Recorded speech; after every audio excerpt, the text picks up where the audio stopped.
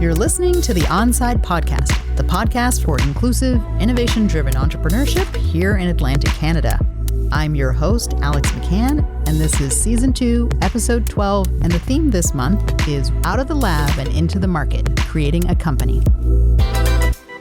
Today, I'm joined by Bronwyn Bridges, a Ph.D. student in pharmacy at Memorial University in Newfoundland, who is the co-founder and CEO of PragmaClin, a company focused on assessing and monitoring neurological conditions such as Parkinson's disease.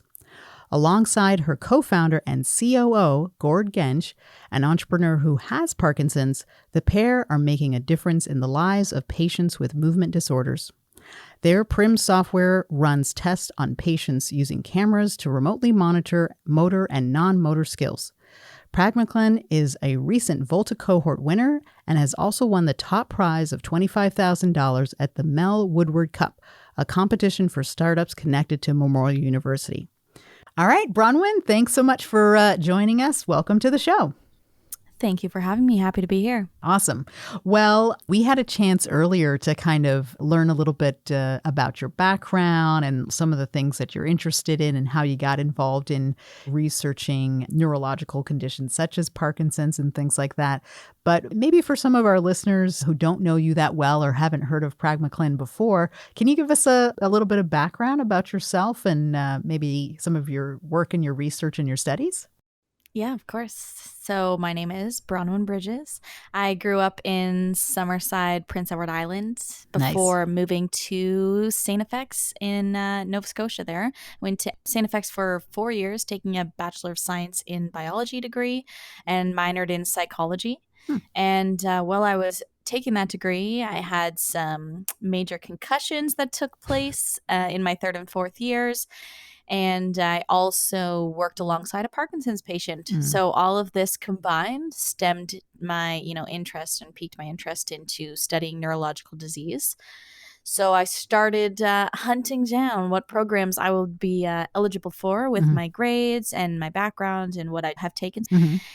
And I ended up coming across the Master's of Pharmacy program at Memorial University in Newfoundland, and decided that would be a perfect fit with my supervisor who was studying concussions and neurodiseases such as Parkinson's.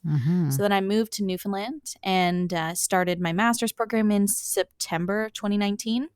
And shortly after that, we had a lab flood, then we had Snowmageddon, and then we had COVID. So it was a stem of a terrible few years of first moving here. I think I brought all the bad luck with me. But it was really rewarding when I was first doing it. I had a few hurdles that I had to overcome, ethics approval that took really long times, and working out of the lab because I couldn't be in the lab, things like that. I ended up pivoting my research, working alongside a Parkinson's patient, and we ended up developing a software that we developed called PRIMS. So we started a company called PragmaClin. And our first software, the PRIMS software, is an assessment tool that assists clinicians in providing better care for their neurological disease patients. And this stemmed from the burden on the healthcare system, the shortage of specialists with our aging population, and the long wait times and in-between appointment times that we currently have in our healthcare system. Although no fault of the neurologists, it is a fault of the healthcare system that we currently have. And we wanted to be able to make a difference because we wanted to be able to help patients see help faster than Gord had to experience himself, where he actually flew to Montreal for an assessment and a diagnosis and then came back. Wow. So that's kind of how the research all stemmed into a company. It was a little bit of a blurry transition over 2 years, but here we are. We are a startup based in Newfoundland now. We have won a few pitch competitions over the past few months, if you've seen us in the news. And yeah, it's been a bit of a whirlwind. We developed our MVP, and we're currently about to pilot actually some validation studies here in Canada. Oh, nice. So we have a contract for one of them to begin in Ontario at the moment with OBIO, which is an organization that helps support bring in local innovations to the healthcare system. Oh, nice. I love that. I love it when health authorities and groups and things like that try to work with upcoming companies that are starting up and have new ways of doing things, especially ones things that are trying to alleviate some of the pressure that we face in the healthcare system. I think I had mentioned this before, but my father had Parkinson's disease, and actually my grandfather had Parkinson's disease as well. There's research that suggests that it's more men that get it, and some indications it could be genetic, but we'll keep going with that. And I definitely know getting some support, especially that can be delivered at home. As I understand your technology, you kind of use remote monitoring type systems to help evaluate patients and things like that. Can you tell us a little bit about how it works, just so people have a sense of like what's going on? Yeah, of course. So the system that we have, it has changed a tremendous amount since we began. We had our first MVP developed by a local firm here, and then we realized, wow, tech is so expensive. So we brought in some of our own developers in-house instead, thanks to some wage subsidies from the province. So now we actually have our own tech team, which is way better for us, especially when we have things we want to change, because we can quickly implement and turn things around, which makes a world of a difference. And so we actually performed a usability study on bringing in a dozen Parkinson's patients in St. John's, brought them in, ran them through the full software, and got feedback. And then because of that, we've kind of changed what our original plan was. So we have gone everywhere from like, this will be a device in a person's home, we will ship it out, to okay, maybe this isn't at home at all, and there's just an online portion. So we have been everywhere on the spectrum and tested all the avenues and the benefits for neurologists as well as Parkinson's patients, because in order for Parkinson's patients to actually have better care, the neurologist has to find the software useful, helpful, and save time, or else why would they want to use the software?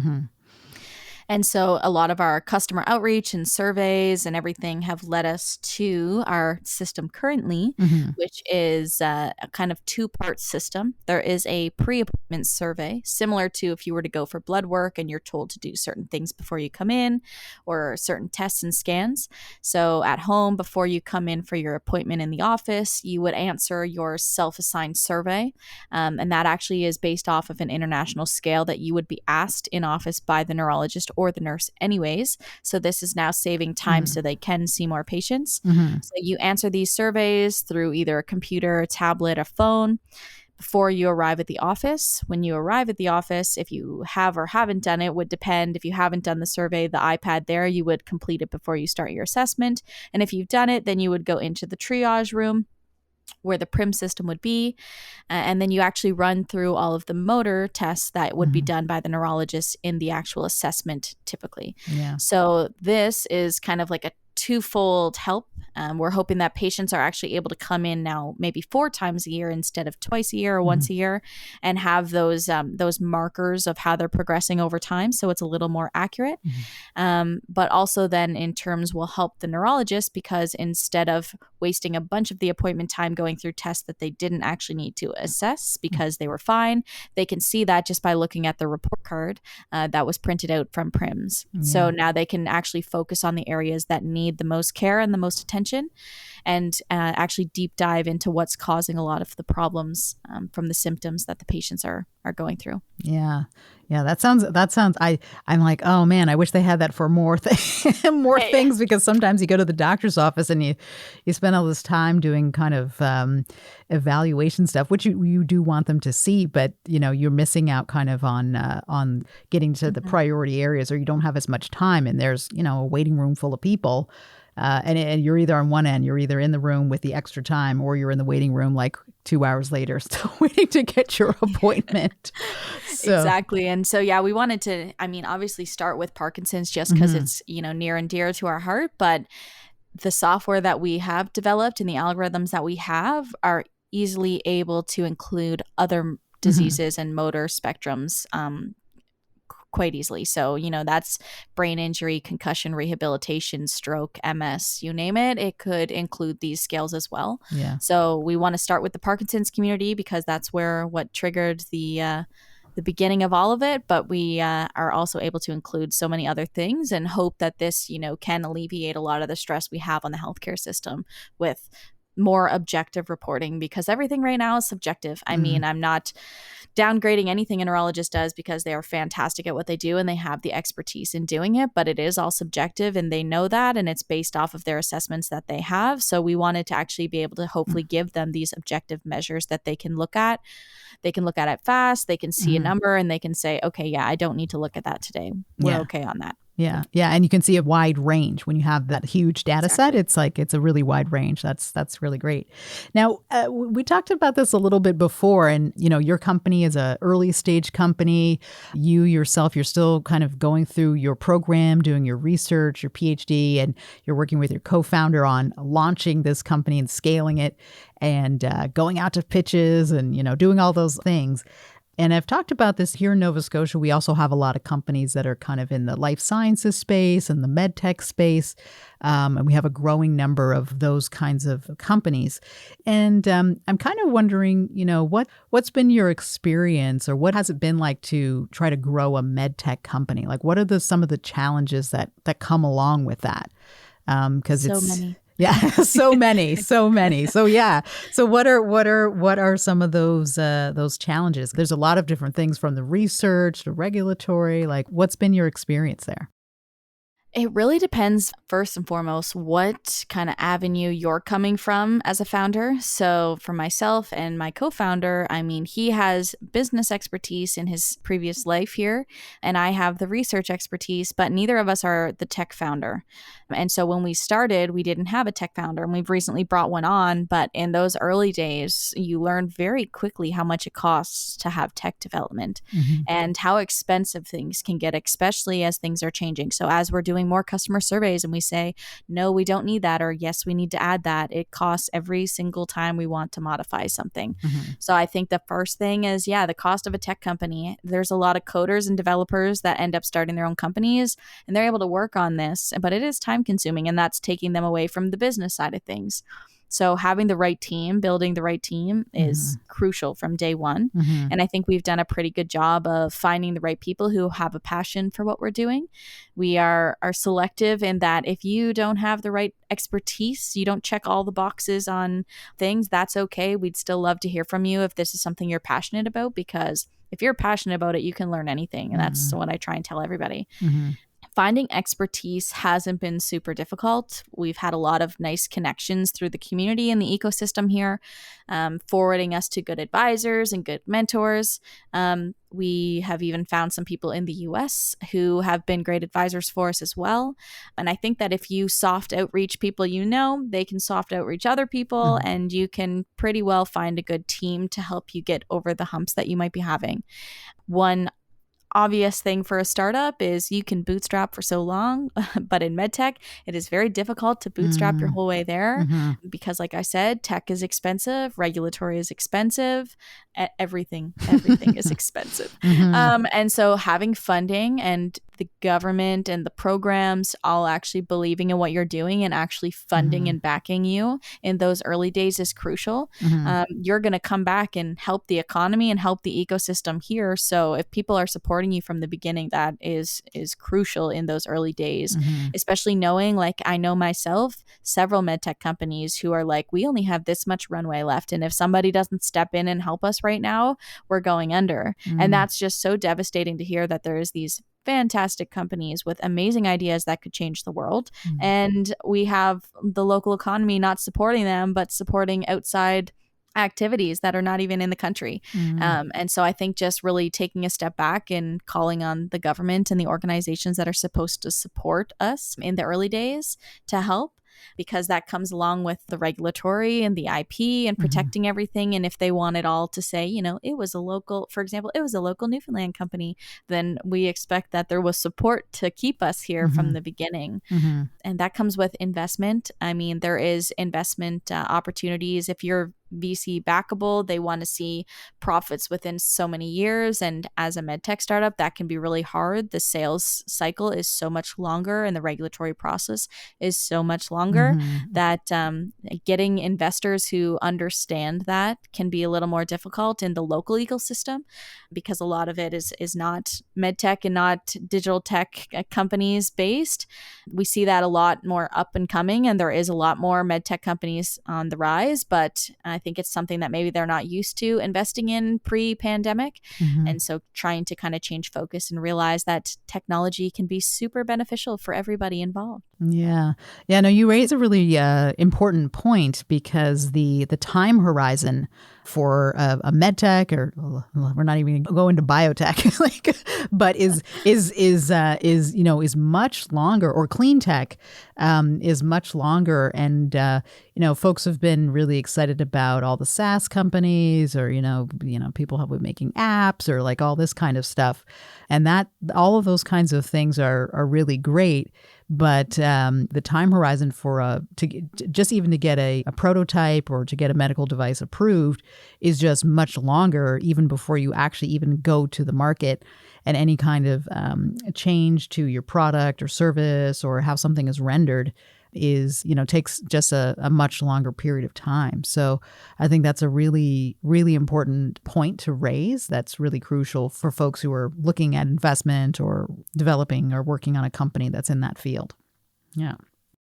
Yeah, exactly. Yeah, you need support from the early days, or that runway just shortens and shortens, and it is such a long process. So I just recommend you start early. If you have an idea that you're passionate about and you think that you could make something out of it, then make sure you have those conversations early on so that you're set up for success at a later date. That's really interesting. I mean, I think the trajectory of the timeline that it takes to build a medtech company is really interesting.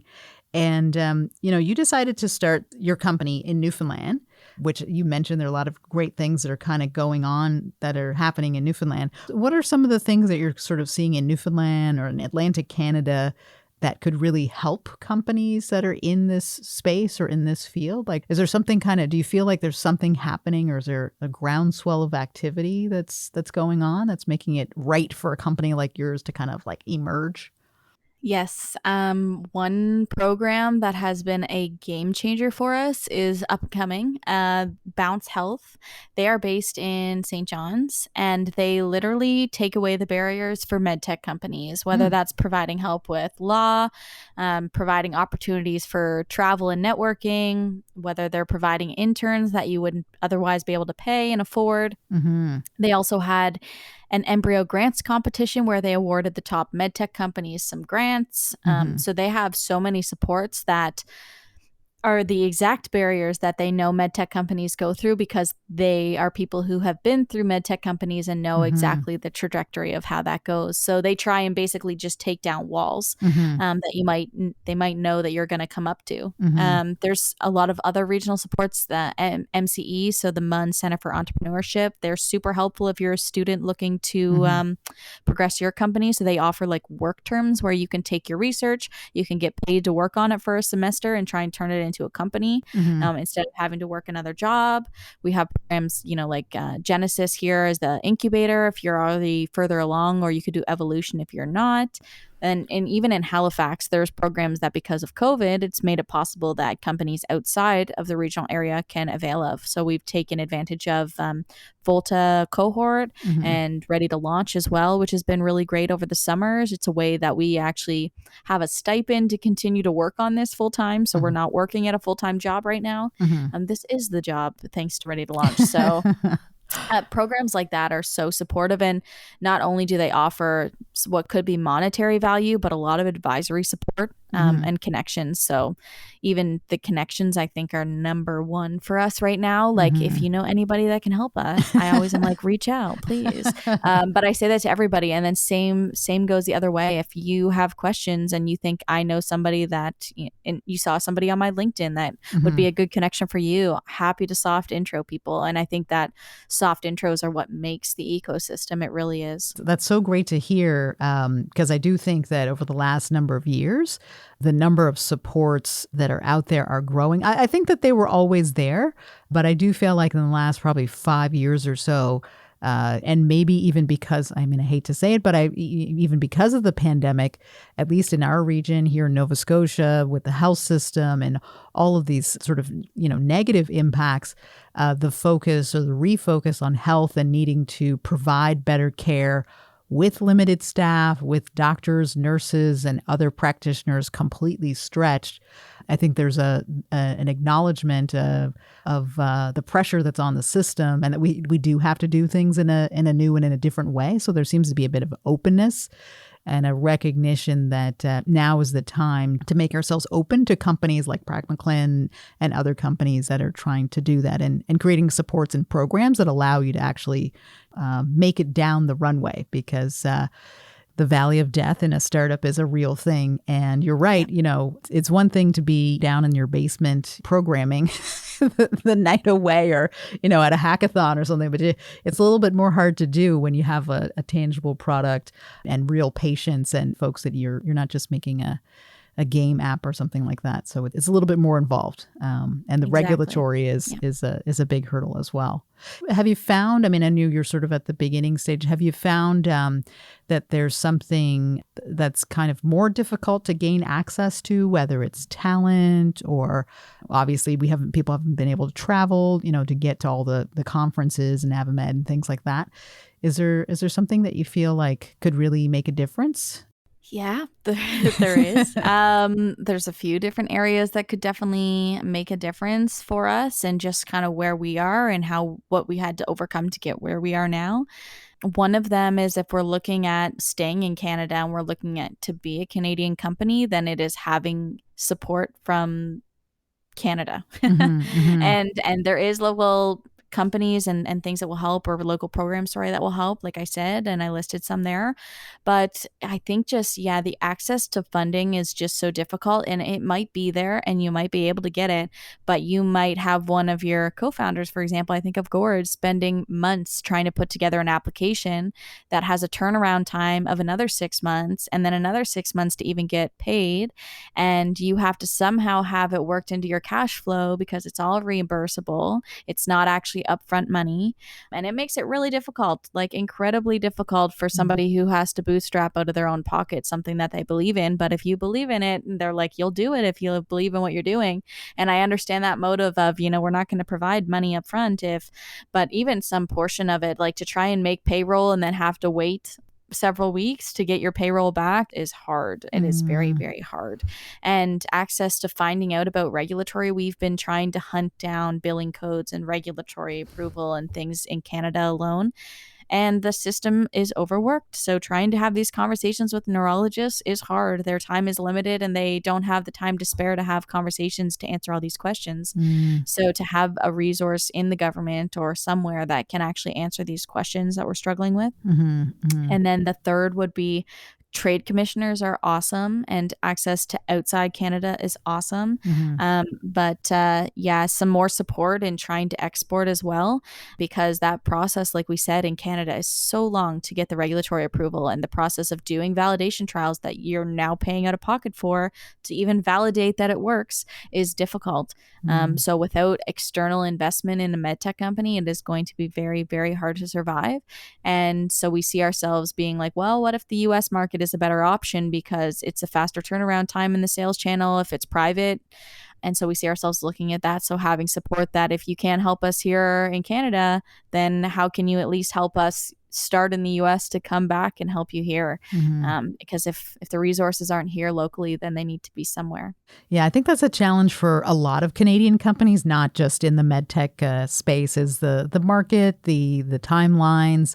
In some ways, it's great here in Canada. We have a very robust regulatory environment, want to make sure that everybody is safe and, well cared for and all of those great things. But it does create hurdles, especially for small growing companies that are hungry, but really need to beat the pavement. And, with a lot of stress and strain, especially in the healthcare system today, it does make it challenging. And everybody loves the passion economy, but the passion economy goes like a lot further if you have like passion dollars to go with it. So we need like the passion economy with the passion dollars to I kind like of that. like I'm going to use that from now on. The passion dollars. Yeah.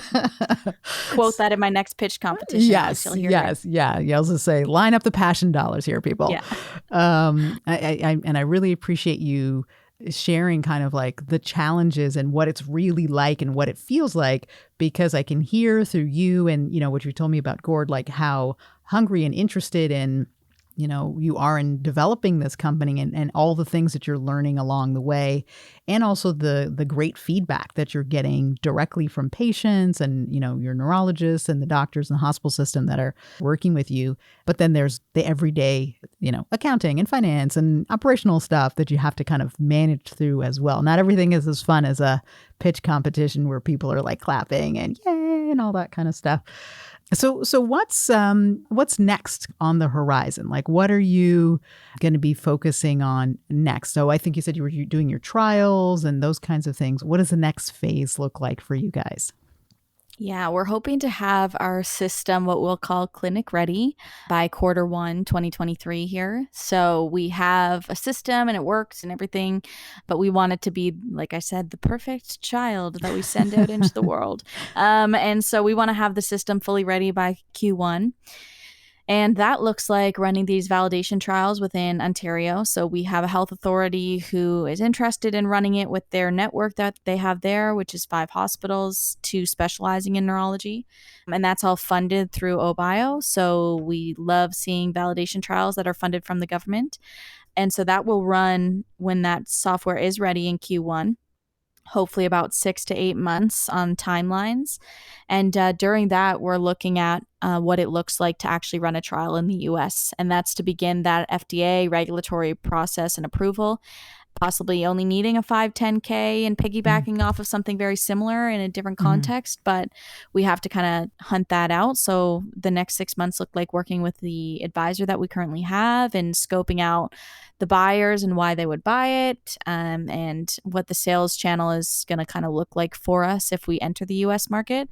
And not to say that we're not doing the Canadian market, because that's also not true, but we have to kind of simultaneously run these things parallel in order to not sit at a standstill for forever waiting for regulatory. Yeah. The hope is that the validation trials in Ontario go well and we can actually have procurement out of it in the end, whether that's locally through Newfoundland or through Ontario.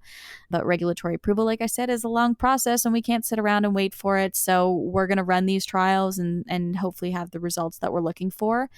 And over those next 6 months, we're raising an investment round of $1 million, and that's going to be enough runway for us for the next year to run these trials. So that is pretty well where my time is spent now for the next 6 months is seeking funding and raising around. And Gord is currently looking for some more government funding projects for us to hold us over as well. But like I said, long turnaround times can make it a little more difficult. So we're looking at what our options are and hopefully being able to keep everybody on the same path and trajectory. Awesome. Well, that's so great. I have 2 final questions that I just want to ask. One was a quick question that I had. I know we had a chance to talk before in one of our previous episodes, but have you been able to find community with other women entrepreneurs who are focused in the med tech space? What is that like? Is there what's happening there? So fascinating. Everybody is so awesome. They're so supportive. It is so wonderful. There is a few series actually that are put on across the country that are like a women in tech breakfast series. So I've been to some of those. We do meet some really wonderful people there, but it's a little less personal. But locally, a founder or CEO of a company here started a network. It's called Tequity. Oh, I like that. Equality. Yeah. So it's very cool. But it's like tech and then equality all together. I love it. I love that. And so we actually have these monthly workshops and we all sit in a room together. There's like 50 of us and we talk about the challenges and what we're facing and how to overcome things. And there's like a new topic every month. And we also have a Slack channel so we can just message when we have advice to give or we need advice on something. So the network is there, and there is women who are all kind of in the same boat, and it just takes one to kind of start the fire, and then it starts burning. And like I said, Bounce Health, also a really great network to actually, find the same people in the same field and then narrow it down. There is women here. I'm not the only lady in the room. And we kind of have come together to work on what we love and find where the gaps in the system are and how we can be helped in that way. And I know there is like also national programs and funding opportunities like Women in Tech and things like that. So there is lots of programs out there that can help women in this field. It's just a matter of having the right conversations with the right people. Yeah. Okay. I love that Tequity. That just by the name, it's like, oh, I gotta go check that out. So for folks who are out there, check it out. Sounds really great. And my last question, another one we like to ask our guest on the podcast is because we're focused on innovation-driven entrepreneurship here at Onside, and I'm wondering how you would define innovation-driven entrepreneurship. What does that mean to you?